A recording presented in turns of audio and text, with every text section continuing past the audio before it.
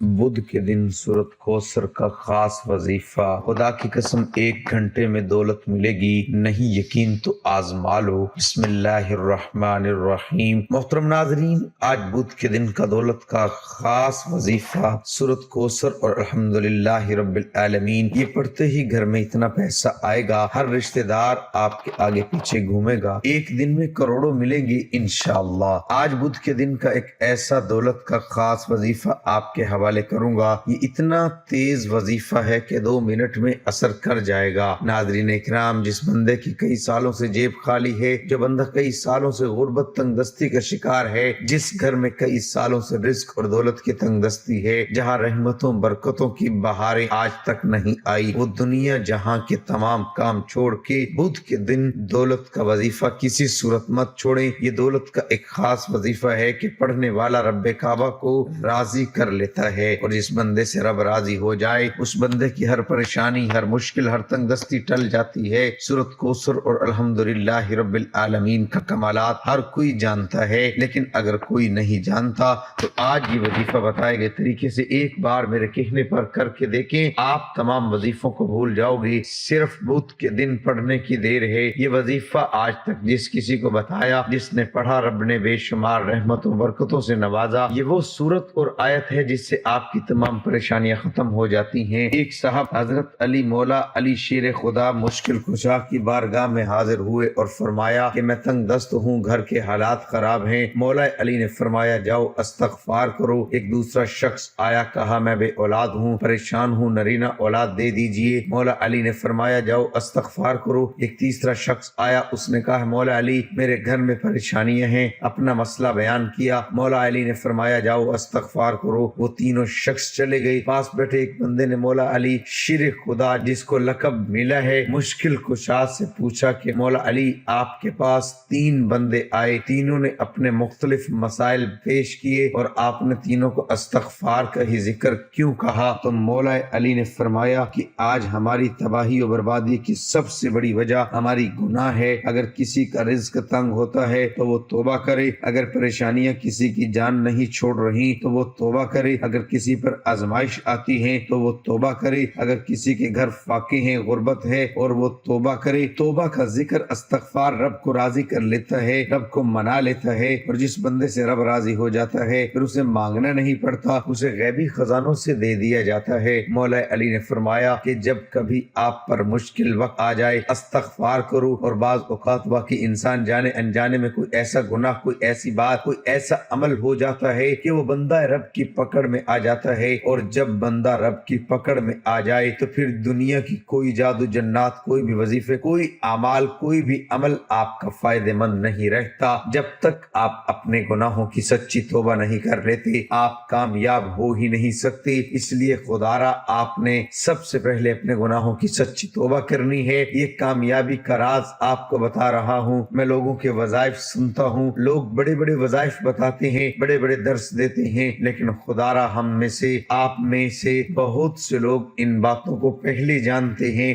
مقصد کیا ہے کہ کوئی ایسا عمل بتا دیا جائے جو ہمیں واقعی کامیاب کر دے، تو استغفار ایک ایسا عمل ہے جو ہمیں گناہوں سے چھٹکارا دلا سکتا ہے۔ ناظرین کرام، ہمارے گناہ ہی ہیں جس کی وجہ سے ہماری تباہی و بربادی بڑھتی جا رہی ہے اور ختم ہونے کا نام ہی نہیں لے رہی۔ آپ اس تباہی و بربادی سے بچنا چاہتے ہیں تو استغفار کی کثرت کریں۔ استغفار کے لغوی معنی مغفرت طلب کرنا ہے، اور مغفرت گناہ کے شر سے بچنے کو کہتے ہیں۔ دین اسلام میں استغفار کی بڑی اہمیت ہے، اور قرآن کریم میں بہت ساری آیات موجود ہیں جو مغفرت و استغفار کے بارے میں بتاتی ہیں۔ کچھ آیات اس بارے میں حکم دیتی ہیں، کچھ اس کی طلب کے بارے میں ہیں، اور کچھ اس کی تعریف بیان کرتی ہیں۔ سورۃ النساء میں اللہ رب العزت نے نبی محترم محمد کو حکم دیا اور فرمایا اور اللہ تعالیٰ سے بخشش مانگو، بے شک وہ بخشش کرنے اور مہربانی کرنے والا ہے۔ سورۃ مزمل میں رب کریم نے مومنوں کو اس بارے میں حکم دیا اور اللہ تعالیٰ سے بخشش طلب کرتے رہو، یقیناً وہ بخشنے والا مہربان ہے۔ ختم المرسلین کا فرمان ہے، اور میں اللہ سے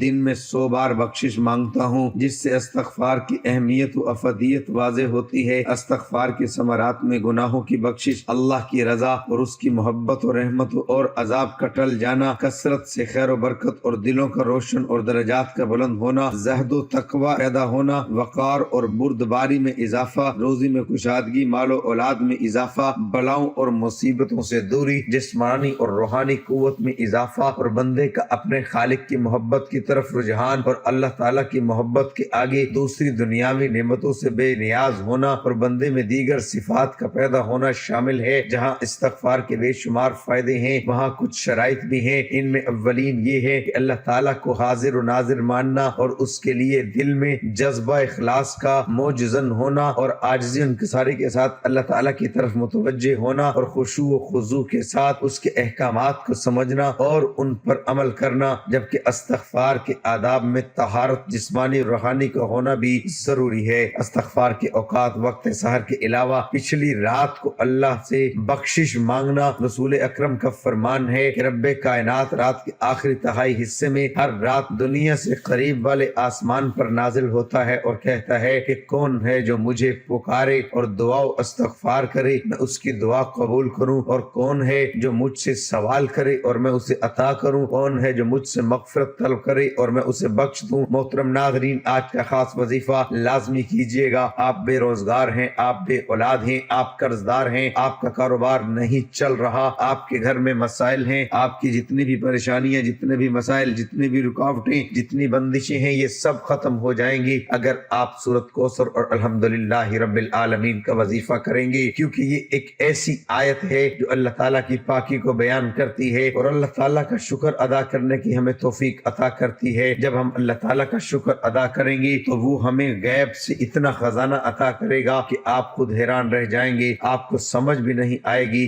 یہ دولت اور رزق کہاں کہاں سے آ رہا ہے۔ محترم ناظرین، حضرت عائشہ صدیقہ رضی اللہ تعالی عنہ روایت فرماتی ہیں کہ حضور نبی اکرم صلی اللہ علیہ وآلہ وسلم نے فرمایا، قرآن مجید کا ماہر معزز و محترم فرشتوں اور معظم و مکرم انبیاء علیہ السلام کے ساتھ ہوگا، اور وہ شخص جو قرآن پڑھتا ہو لیکن اس میں اٹکتا ہو اور پڑھنا اس پر کند ذہن یا موٹی زبان ہونے کی وجہ سے مشکل ہو، اس کے لیے بھی دگنا اجر ہے۔ ایک دوسری روایت میں ہے کہ وہ شخص جو قرآن پڑھتا ہے حالانکہ یہ پڑھنا اس کے لیے سخت مشکل ہو، اس کے لیے 2 اجر ہیں۔ حضرت سعد بن ابی وقاص رضی اللہ عنہ روایت کرتے ہیں کہ رسول اللہ صلی اللہ علیہ وآلہ وسلم نے فرمایا، تم میں سے بہترین لوگ وہ ہیں جو قرآن مجید سیکھیں اور سکھائیں۔ عاصم کہتے ہیں مصعب نے میرا ہاتھ پکڑ کر مجھے اس اعلیٰ مقام پر بٹھایا کہ میں اسے قرآن پڑھاؤں۔ حضرت ابو موسیٰ اشعری رضی اللہ عنہ سے روایت ہے کہ حضور نبی اکرم صلی اللہ علیہ وآلہ وسلم نے فرمایا، جو بندہ مومن قرآن مجید پڑھتا رہتا ہے اس کی مثال مالٹے کی طرح عرب کے ایک لذیذ پھل کی سی ہے جس کی خوشبو بھی اچھی اور مزہ بھی خوب اور پاکیزہ ہوتا ہے، اور وہ بندہ مومن جو قرآن نہیں پڑھتا اس کی مثال خشک کھجور کی سی ہے جس میں خوشبو تو نہیں البتہ ذائقہ شیریں ہوتا ہے، اور وہ منافق جو قرآن مجید پڑھتا ہے اس کی مثال ریحانہ گلاب کے پھول کی سی ہے کہ اس کی خوشبو اچھی اور ذائقہ کڑوا ہوتا ہے، اور اس منافق کی مثال جو قرآن پاک کی تلاوت نہیں کرتا حنظلہ تمہ کی سی ہے، اس میں خوشبو بالکل نہیں ہوتی اور ذائقہ بھی کڑوا ہوتا ہے۔ ایک اور روایت میں منافق کے بجائے فاجر یعنی بدکار کے الفاظ ہیں۔ حضرت ابو ہریرہ رضی اللہ عنہ سے روایت ہے کہ حضور نبی اکرم صلی اللہ علیہ وآلہ وسلم نے فرمایا، حسد رشک بس 2 آدمیوں سے ہی کرنا جائز۔ پہلا وہ شخص جسے اللہ تعالیٰ نے قرآن پڑھنا اور سمجھنا سکھایا تو وہ رات اور دن کے اوقات میں اس کی تلاوت کرتا ہے، اس کا پڑوسی اسے قرآن پڑھتے ہوئے سنتا ہے تو کہہ اٹھتا ہے کہ کاش مجھے بھی اس کی مثل قرآن عطا کیا جاتا تو میں بھی اس طرح عمل کرتا جس طرح یہ کرتا ہے۔ اور دوسرا وہ شخص جسے اللہ تعالیٰ نے مال بخشا ہے اور وہ اسے اللہ تعالیٰ کی راہ میں صرف کرتا ہے، دوسرا شخص اسے دیکھ کر کہتا ہے کاش مجھے بھی اتنا مال ملتا جتنا اسے ملا ہے تو میں بھی اس طرح عمل کرتا جس طرح یہ کرتا ہے۔ وقت کی نزاکت کو مد نظر رکھتے ہوئے آئیے آج کے وظیفے کی طرف چلتے ہیں۔ بدھ کے دن آپ یہ وظیفہ کسی بھی وقت کر سکتے ہیں، پورا دن پوری رات موجود ہے۔ بدھ کے دن آپ چاہیں تو نماز فجر کے بعد پڑھ لیں، نماز ظہر کے بعد پڑھ لیں، عصر مغرب یا عشاء کے بعد پڑھ لیں، پورا دن پوری رات موجود ہے۔ باوضو مصلی پر بیٹھ کر آپ نے سب سے پہلے ایک بار اعوذ باللہ من الشیطان الرجیم پڑھنا ہے، ایک بار بسم اللہ الرحمن الرحیم پڑھ کے وظیفے کا آغاز کرنا ہے۔ نبی کریم صلی اللہ علیہ وآلہ وسلم کی ذات اقدس پر 3 مرتبہ درود پاک پڑھنا ہے، درود پاک آپ صلی اللہ علیہ وآلہ وسلم پڑھ لیں یا صلی اللہ علی محمد پڑھ لیں یا نماز والا درود ابراہیمی پڑھ لیں، تو اس سے بڑھ کر اور کچھ بھی نہیں۔ ایک مرتبہ میرے ساتھ بھی درود پاک پڑھ لیں تاکہ ثواب ہو۔ اللہم صلی علی محمد وعلی آل محمد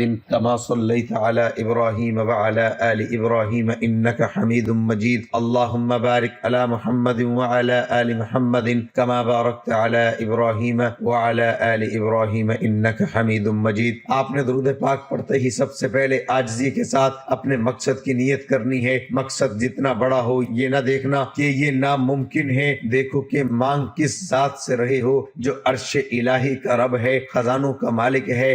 آپ اس رب سے مانگ رہے ہو جس کی قبضہ قدرت میں دونوں جہان کی بادشاہت ہے، اور وہی آپ کو عطا کرے گا۔ بے شک وہ ہر چیز پر قادر ہے اور وہ بہت غفور الرحیم اور بے نیاز ہے۔ آپ انشاءاللہ جو مانگیں گے آپ کو مل جائے گا۔ اپنے مقصد کی نیت کیجئے، اگر گاڑی دولت شہرت جو بھی چاہیں وہ مانگ لیں۔ آپ کو اپنے مقصد کی نیت کرنے کے بعد وہیں بیٹھے آنکھوں کو بند کرنا ہے، پوری توجہ اور دھیان سے وظیفہ پڑھنا شروع کیجئے۔ یہی کامیابی کا راز ہے۔ یہی جس طرح ایک مکان ایک بلڈنگ بنائی جاتی ہے تو اس کی بنیاد رکھی جاتی ہے، دیواریں مضبوط کی جاتی ہیں، اسی طرح کسی بھی کامیابی کا راز شروع ہوتا ہے درود پاک پڑھ کر۔ جو بھی دعا اور جو بھی وظیفہ کیا جاتا ہے وہ ضرور قبول ہوتا ہے۔ جو بندہ درود پاک پڑھتا ہے تو وہ اللہ تعالیٰ کو راضی کرتا ہے، کیونکہ اللہ تعالیٰ اس عبادت سے بہت زیادہ خوش ہوتا ہے۔ اس لیے کہا جاتا ہے کہ تمام عبادات میں سے سب سے زیادہ افضل درود پاک پڑھنا ہے، جس کی قبولیت کا کوئی شک نہیں، کیونکہ رب کی رضا اس میں ہے کہ جب بندہ اپنے کبیرہ صغیرہ گناہوں کو بخشوا لیتا ہے تو رب راضی ہو جاتا ہے۔ اسی طرح سے آپ نے درود پاک پڑھ کر یہ وظیفہ شروع کرنا ہے۔ یہ وظیفہ آپ اپنے ہاتھ کی انگلیوں پر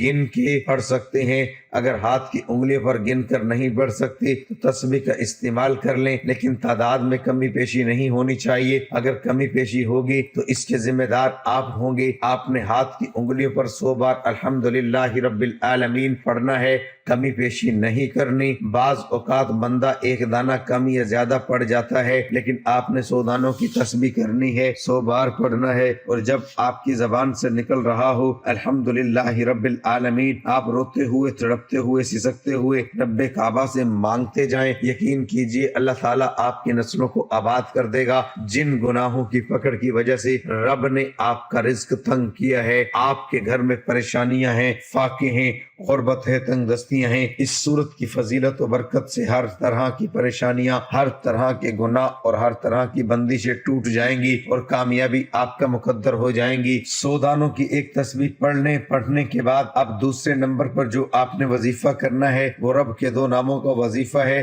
11 بار آپ نے یا رزاق یا فتاح کا وظیفہ پڑھنا ہے۔ یا رزاق، اے رزق دینے والی ذات، اے مشکلوں پر قابو پانے والی ذات، اے کامیابی دینے والی ذات۔ یا رزاق یا فتاح کو پکارنے کی دیر ہے، عرش الہی سے فرشتے زمین پر اتریں گے، کامیابیاں چھوڑ جائیں گے۔ یا رزاق یا فتاح کو ملا کے پڑھا تو 1 بار ہو گیا، یا رزاق یا فتاح کو ملا کے پڑھا تو 2 بار ہو گیا۔ اس طرح آپ نے یہ وظیفہ 11 بار پڑھنا ہے۔ وظائف ہر کوئی بتاتا ہے لیکن کامیابی ہونے کا طریقہ کوئی نہیں بتاتا، کامیابی کا راز ہر کوئی چھپا لیتا ہے۔ ہم تو چاہتے ہیں کہ لوگوں کی آسانیاں ہوں، لوگوں کی دعائیں قبول ہوں، لوگوں کی پریشانیاں ختم ہو۔ غور سے سنیے گا، نبی کریم صلی اللہ علیہ وآلہ وسلم پر درود پاک پڑھنے کے بعد پہلے نمبر پر وظیفہ آپ کی سکرین پر نظر آ رہا ہے۔ الحمدللہ رب العالمین کو 100 بار پڑھنا ہے۔ دوسرے نمبر پر جو وظیفہ ہے وہ رب کے 2 نام یا رزاق یا فتاح ہیں۔ آپ نے صرف 11 بار یا رزاق یا فتاح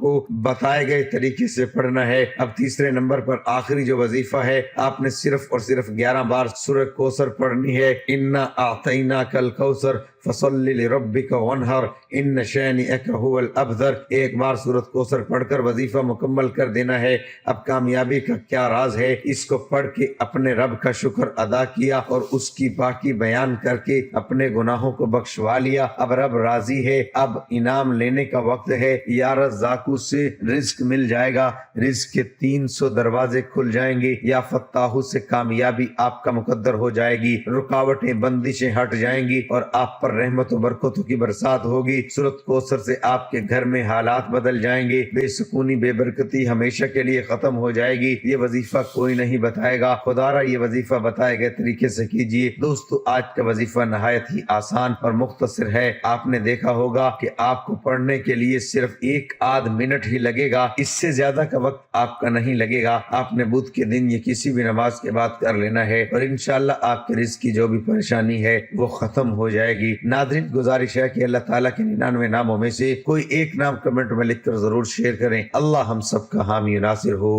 آمین۔